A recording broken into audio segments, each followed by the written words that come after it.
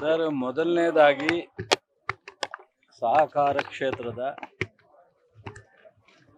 ಸದಸ್ಯರಿಗೆ ಮತ್ತು ಸಹಕಾರ ಕ್ಷೇತ್ರನ ಬೆಂಬಲ ಮಾಡಿರ್ತಕ್ಕಂಥ ಜಿಲ್ಲೆಯ 7 ತಾಲೂಕಿನ ಸಮಗ್ರ ಜನಕ್ಕೆ ಮತ್ತು ನಮ್ಮ ಪಕ್ಷದ ಕಾರ್ಯಕರ್ತರಿಗೆ ಮೊದಲನೇದಾಗಿ ಅಭಿನಂದನೆ. ಈ ಮಟ್ಟಕ್ಕೆ ಪ್ಯಾಕ್ಸಿಂದ ಮತ್ತು ಮನ್ಮೂಲಾಯಿತು, ಡಿಸಿ ಬ್ಯಾಂಕು, ಇಡೀ ಇತಿಹಾಸದಲ್ಲಿ 8 ಜನ ಏಕಾಏಕಿ ಇನಾನಿಮಸ್ ಆಗಿ ಗೆಲ್ಲುವಂಥ ಒಂದು ವಾತಾವರಣ ಇವತ್ತು ಒಂದು ಆಗ್ಬೋದು. ಟೆಕ್ನಿಕಲ್ ಆಗಿ ಒಂದು ಉಳಿದಿದೆ, ಅದು ಸೇರಿದ್ರೆ 9 ಆಗುತ್ತೆ. ಇನ್ನು 3 ಎಲೆಕ್ಷನ್ಗೆ ಹೋಗುತ್ತೆ.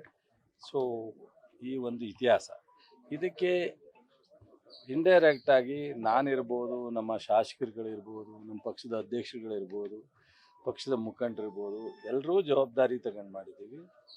ಅದು ಸೆಕೆಂಡ್ರಿ. ನಮಗೆ ಈ ಕ್ಷೇತ್ರದ ಒಂದು ಶಂಕರೇಗೌಡರು ಹಾಕಿದಂಥ ಬುನಾದಿ ಸಹಕಾರ ಕ್ಷೇತ್ರವನ್ನು ಗಟ್ಟಿ ಮಾಡಿ, ಅದಾದಮೇಲೆ ಚೌಡಯ್ಯನವರು ಭಾಳ ವರ್ಷ ಅದನ್ನು ಮುನ್ನಡೆಸ್ಕೊಂಬಂದಂಥ ಅವರು ಇವತ್ತು ಬಹುಶಃ ಈಗೇನಾಗುತ್ತೆ, ನಾನು ಸಹಕಾರ ಕ್ಷೇತ್ರದಿಂದ ಬಂದಿಲ್ಲ, ನಾನು ಸ್ಥಳೀಯ ಪಂಚಾಯತಿಯಿಂದ ಬಂದಿದ್ದೀನಿ. ಈಗ ರವಿ ಡೈರೆಕ್ಟಾಗಿ MLA ಆಗಿದ್ದಾರೆ. ಸಹಕಾರ ಕ್ಷೇತ್ರ ತುಂಬ ಜನಕ್ಕೆ ಹತ್ತಿರವಾಗಿರ್ತಕ್ಕಂಥ ಕ್ಷೇತ್ರ, ಜನರಿಗೆ ತುಂಬ ಸಹಾಯ ಮಾಡಲಿಕ್ಕೆ ಅವಕಾಶ ಇರ್ತಕ್ಕಂಥ ಕ್ಷೇತ್ರ. ಈ ಕ್ಷೇತ್ರ ನಮಗೆ ಸಂಪೂರ್ಣವಾಗಿ ನಮ್ಮ ಬೆಂಬಲದಲ್ಲಿ, ನಮ್ಮ ಸಪೋರ್ಟಲ್ಲಿ, ನಮ್ಮ ಜೊತೆಯಲ್ಲಿರ್ತಕ್ಕಂಥದ್ದು ನಮಗೆ ಜಿಲ್ಲೆಯಲ್ಲಿ ಒಂದು ದೊಡ್ಡ ಶಕ್ತಿ. ಇವತ್ತು ಭಾಳ ಜನ ರಾಜಕೀಯವಾಗಿ ಮಾತನಾಡ್ತಾರೆ, ನಾನು ಗೆಲ್ಲೋದು ಮುಖ್ಯ ಅಲ್ಲ. ಯಾವ್ಯಾವುದೋ ಗಾಳೀಲಿ ತೂರ್ಕೊಂಡು ಗೆಲ್ಬೋದು, ಅಥವಾ ಯಾವುದೋ ಕ್ಯಾಲ್ಕುಲೇಷನಲ್ಲೂ ಗೆಲ್ಬೋದು. ನಾನು, ರವಿ, ನರೇಂದ್ರ ಸ್ವಾಮಿ, ಬಾಬಣ್ಣ, ಉದಯ್, ಸೊ ಎಲ್ಲ ಗೆದ್ದುಬಿಟ್ಟು ದರ್ಶನ್ ಪುಟ್ಟಣೆ ಎಲ್ಲ ಗೆದ್ದು. ಬಟ್ ಆದರೆ ನಾವು ಗೆದ್ದಾದ ಮೇಲೆ ನಾವು ಅಧಿಕಾರ ಮಾಡ್ತಕ್ಕಂಥದ್ದಲ್ಲ, ನಮ್ಮ ಜೊತೆ ನಮ್ಮ ಗೆಲುವಿಗೆ ಕಾರಣಕರ್ತರಾದಂಥ ಪಕ್ಷದ ಕಾರ್ಯಕರ್ತರನ್ನ, ಲೀಡರ್ನ, ಅವರಿಗೆ ರಾಜಕೀಯವಾಗಿ ಶಕ್ತಿ ತುಂಬೋದಿದೆಯಲ್ಲ, ಅದು ನಿಜವಾದಂಥ ಪಕ್ಷದ ನಾಯಕತ್ವದ ಲಕ್ಷಣ. ಅದನ್ನು ನಾವು ಇವತ್ತು ಕಾಂಗ್ರೆಸ್ ಪಕ್ಷ ಇವತ್ತು ರಾಜ್ಯದಲ್ಲಿ ಬಹುಶಃ ಅತಿ ಹೆಚ್ಚು ಜಿಲ್ಲೆಗೆ ನಮ್ಮ ಚೇರ್ಮನ್ ಬೋರ್ಡು ಅಧ್ಯಕ್ಷ ಸ್ಥಾನವನ್ನು ಕೊಡಿಸಿದ್ವಿ.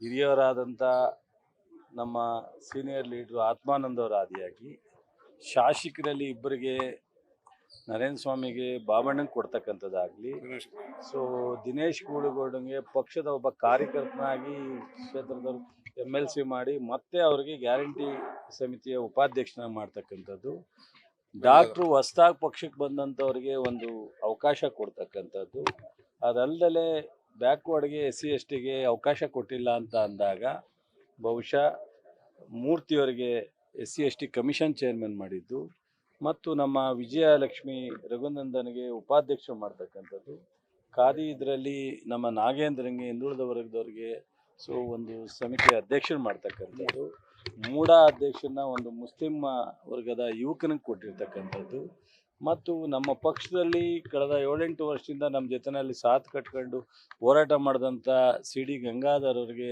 ಮಂಡ್ಯ ಶುಗರ್ ಫ್ಯಾಕ್ಟ್ರಿಯ ಅಧ್ಯಕ್ಷರು ಮಾಡಿರ್ತಕ್ಕಂಥದ್ದು, ಇವೆಲ್ಲ ಜೊತೆಗೆ ಮನ್ಮೂಲಿನಲ್ಲೂ ಸಹ ಇವತ್ತು ಸೊ ಗಣನೀಯವಾಗಿ ನಾವು ಗೆಲುವನ್ನ ಸಾಧನೆ ಮಾಡಿ, ಅದರಲ್ಲೂ ಭಾಳ ಮುಖ್ಯವಾಗಿ 100 ಕೋಟಿಯನ್ನು ರೈತರಿಗೆ ಬಡ್ಡಿ ಇಲ್ಲದೆ ಸಾಲ ವಿತರಣೆ ಮಾಡ್ತಕ್ಕಂಥದ್ದು, ಮಹಿಳೆಯರಿಗೆ, ಮಹಿಳಾ ಸಂಘಗಳಿಗೆ, ರೈತರುಗಳಿಗೆ ಟ್ಯಾಕ್ಸ್ ಮೂಲಕ ಕೊಡ್ತಕ್ಕಂಥ ಒಂದು ಅವಕಾಶ ಇರ್ತಕ್ಕಂಥ ಮಂಡ್ಯ DCC ಬ್ಯಾಂಕಿಗೆ ಇವತ್ತು ನಮ್ಮ ಜೋಗಿಗೌಡರು ಜೊತೆಯಲ್ಲಿ ನಮ್ಮ ಎಲ್ಲ ಸದಸ್ಯರು ಒಳ್ಳೆ ಉತ್ತಮವಾದಂಥ ಕೆಲಸ ಮಾಡಿದರು. ಅವರು ಈ 5 ವರ್ಷ ಏನು ನಮ್ಮ ಸರ್ಕಾರ ಬಂದ ಮೇಲೆ ಬದಲಾವಣೆ ಆದಂಥ ಹಿನ್ನೆಲೆಯಲ್ಲಿ ಅವನ ಅಧ್ಯಕ್ಷರಾಗಿ ಕೆಲಸ ಮಾಡಿದಂಥ ಹಿನ್ನೆಲೆಯಲ್ಲಿ ಇವತ್ತು ನಮ್ಮೆಲ್ಲ ಶಾಸಕರು, ನಮ್ಮ ಪಕ್ಷದ ಮುಖಂಡರುಗಳು ಇವತ್ತು ಜನರ ಆಶೀರ್ವಾದದಿಂದ, ಅದರಲ್ಲೂ ಸಹಕಾರ ಕ್ಷೇತ್ರದ ಒಂದು ಸಂಪೂರ್ಣ ಬೆಂಬಲದೊಂದಿಗೆ 12ರಲ್ಲಿ ಇವತ್ತು 8 ಅಧಿಕೃತವಾಗಿ ಘೋಷಣೆ ಆಗಿದೆ. ಇವತ್ತು ಒಂದು ಘೋಷಣೆ ಆಗ್ತಕ್ಕಂಥದ್ದಿದೆ, 9, ಇನ್ನು 3 ಚುನಾವಣೆ ಆಗಿದೆ. ಇದು ಇತಿಹಾಸವನ್ನು ನಿರ್ಮಾಣ ಮಾಡಿರ್ತಕ್ಕಂಥದ್ದು.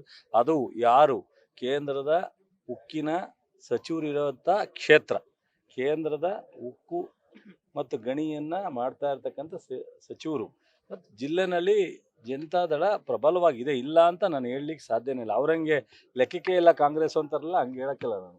ಜನತಾದಳ ಪ್ರಬಲವಾಗಿದೆ. BJP ಸಪೋರ್ಟ್ ತಗೊಂಡಿದ್ದಾರೆ. ಇಷ್ಟಿದ್ರೂ ನಮ್ಮ ಜನ ಇದು ಮಾಡಿದ್ದಾರೆ. ಅದಕ್ಕೋಸ್ಕರ ನನಗೆ ಇಡೀ ಜಿಲ್ಲೆಯ ಎಲ್ರಿಗೂ ನನ್ನ ನೋಡಿ, ಚುನಾವಣೆನ ಗೆದ್ದ ತಕ್ಷಣ ಹಿಗ್ಗೋದು, ಚುನಾವಣೆ ಸೋತ ತಕ್ಷಣ ಓಡೋಗೋದು ಎರಡೂ ತಪ್ಪು, ಮಹಾ ಅಪರಾಧ. ನಾನು ನಾಗಮಂಗಲದಲ್ಲಿ ಮೊನ್ನೆ ನೋಡಿದೆ, TAPCMS ಅಲ್ಲಿ 12ಕ್ಕೆ 11 ಗೆದ್ದವ್ರು ನಮ್ಮವರು, ಸಮಾಧಾನವಾಗವ್ರೆ. 1 ಗೆದ್ದಿರೋರು ಏನು ಇಡೀ ರಾಜ್ಯ ಎಲ್ಲ ಸುತ್ತಿದ್ರು, ನೋಡಿರ್ಬೇಕು ನೀವು ಸೋಷಿಯಲ್ ಮೀಡಿಯಾದಲ್ಲೆಲ್ಲ. ಹಂಗಲ್ಲ, ಆದರೆ ಅದಕ್ಕೇನೋ ಬೇರೆ ಥರ ಅರ್ಥ ಇದೆ, ಅದನ್ನು ಹೇಳ್ಬಾರ್ದು ಮಾಧ್ಯಮದ ಮುಂದೆ ನಾನು. ಸೊ ಆ ಥರ ನಾವು ಹಿಗ್ಗಕ್ಕೆ ಹೋಗಲ್ಲ. ಇದೊಂದು ಅವಕಾಶ ಅಂತೀವಿ, ಇದೊಂದು ಜವಾಬ್ದಾರಿ ಅನ್ಕೋತೀವಿ. ನಾವು ಕೆಲಸ ಮಾಡ್ತೀವಿ, ಜನರ ಹತ್ರ ಹೋಗೋಕೆ ಅವಕಾಶ ಇದೆ, ಕೆಲಸ ಮಾಡ್ತೀವಿ. ಇದನ್ನು ಅವ್ರು ಸರೆಂಡರ್ ಆದರು, ಅವ್ರು ಫೇಲ್ ಆದರು, ನಾವೇನೋ ಆಗ್ಬಿಟ್ಟು ಅವೆಲ್ಲ ನನಗೆ ಹೇಳೋದಕ್ಕೆ ಇಷ್ಟ ಆಗಲ್ಲ. ಕುಮಾರಸ್ವಾಮಿ ಅವರು ಹೇಳ್ತಿದ್ರು ಸರ್, JDS ನ ಮುಗ್ಸಕ್ಕೆ ಆಗಲ್ಲ ಅಂತ. ಇದೆಲ್ಲ ನೋಡ್ತಿದ್ರೆ ನೀವು JDS ನ ಮುಗ್ಸಕ್ಕೆ ಹೊಟ್ಬಿಟ್ಟಿದ್ದೀರಾ ಅನ್ನೋ ತರ. ನಾವು JDS ಮುಗ್ಸಕ್ಕೆ ಖಂಡಿತ ಹೋಗಲ್ಲ. ನಾನು ಮೊದಲಿಂದನೂ ಅಷ್ಟೇ JDS ಅಲ್ಲಿ ಇದ್ದಾಗ, ನಾನು ಜಿಲ್ಲಾ ಪಂಚಾಯತಿಲಿ ಇದ್ದಾಗಲೇ ಜಿಲ್ಲೆನಲ್ಲಿ ನೂರಾರು ಯುವಕರಿಗೆ ಶಕ್ತಿ ತುಂಬುವಂಥ ಕೆಲಸವನ್ನು ನಾನು ಮಾಡ್ತಿದ್ದೆ. ಇವತ್ತು ನನಗೆ ಕಾಂಗ್ರೆಸ್ಸು ಇಷ್ಟೊಂದು ಜವಾಬ್ದಾರಿ ಕೊಟ್ಟು ಗುರುತಿಸಿದೆ. ಸೊ ಹಾಗಾಗಿ ನಮ್ಮೆಲ್ಲ ಸ್ನೇಹಿತರು, ಸೊ ಶಾಸಕರಿರ್ಬೋದು, ಮಾಜಿ ಶಾಸಕರುಗಳಿರ್ಬೋದು, ನಮ್ಮ ಪಕ್ಷ ಇರ್ಬೋದು, ಇವತ್ತು ನಾವು ಒಂದು ಟೀಮಾಗಿ ಕೆಲಸ ಮಾಡ್ತೀವಿ. ಆ ಟೀಮ್ ವರ್ಕ್ ಇದೆಯಲ್ಲ, ನಾನು ಅನ್ನೋದು ಬಿಟ್ಟು ನಾವು ಅಂತ ಅಂದರೆ ಅದರಲ್ಲಿ ಒಂದು ದೊಡ್ಡ ಶಕ್ತಿ ಇದೆ. ಹಾಗಾಗಿ ನಮಗೆ ಬಹುಶಃ ಚಲುವರಾಯಸ್ವಾಮಿ ಒಂದು ನೆಪ ಮಾತ್ರ.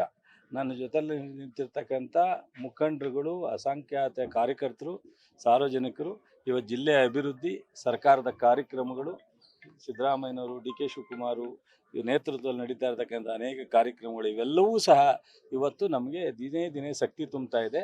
ಮತ್ತು ನಾನು ಜನತಾದಳದ ಸ್ಥಳೀಯ ಲೀಡರ್ಗಳಿಗಾಗಲಿ, ಲೋಕಸಭಾ ಸದಸ್ಯರಿಗಾಗಲಿ ನಾನು ಟೀಕೆ ಮಾಡೋಕ್ಕೆ ಹೋಗಲ್ಲ, ನನಗೆ ಅಭ್ಯಾಸ ಇಲ್ಲ.